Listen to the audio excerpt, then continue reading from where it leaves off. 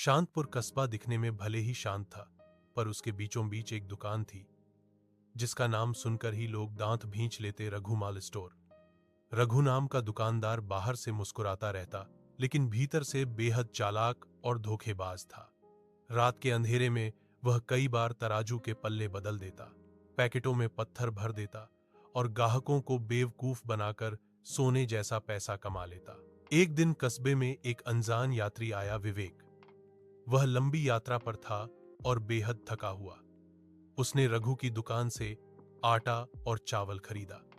रघु ने हमेशा की तरह अपनी चाल चली, लेकिन विवेक की तेज नजरें कुछ और ही कह रही थी। विवेक ने मुस्कुराकर पूछा, भाई, ये तराजू नया लग रहा है, पर लगता है इसका एक पल्ला तो सांस भी ले रहा है। रघु चौंक गया, लेकिन उसने खुद को संभाला और बोला, नहीं नहीं साहब, सब ठीक है। विवेक चुप रहा, सामान लिया और पास में ही रुके हुए जंगल कैंप में चला गया। रात के 2 बजे कस्बे वालों ने दुकान के पास अजीब आवाजें सुनी, किसी के दौड़ने की, किसी के गिरने की, और फिर अचानक सन्नाटा।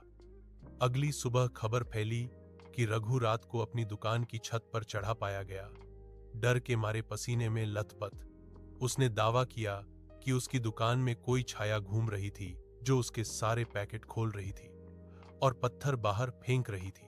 सबको बात झूठी लगी, लेकिन दुकान में सचमुच पत्थर और खराब सामान बाहर बिखरा मिला। उसी समय विवेक वहां पहुंचा। वह धीरे से बोला, रघु, कभी सोचा है कि गलत काम का बोझ सिर्फ कमरे में नहीं, आदमी के दिमाग में भी भूत बनकर घूमता है। रघु वहीं बैठ गया। वह समझ गया कि विवेक ने रात में उसकी दुकान की पोल खोल दी थी, चुपचाप, बिना किसी को बताए। लेकिन उसने रघु को बेइज्जत नहीं किया, बस इतना कि रघु के अंदर का डर खुद उसे बदल दे। उस दिन के बाद रघु ने दुकान से हर फर्जी पल्ला, हर खराब पैकेट फेंक दिया।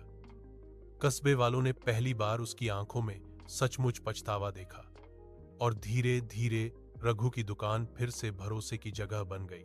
कहते हैं, कभी कभी सबसे बड़ा सबक कोई इंसान नहीं, बल्कि हमारा ही डर देता है, और वही हमें सही राह पर ला देता है।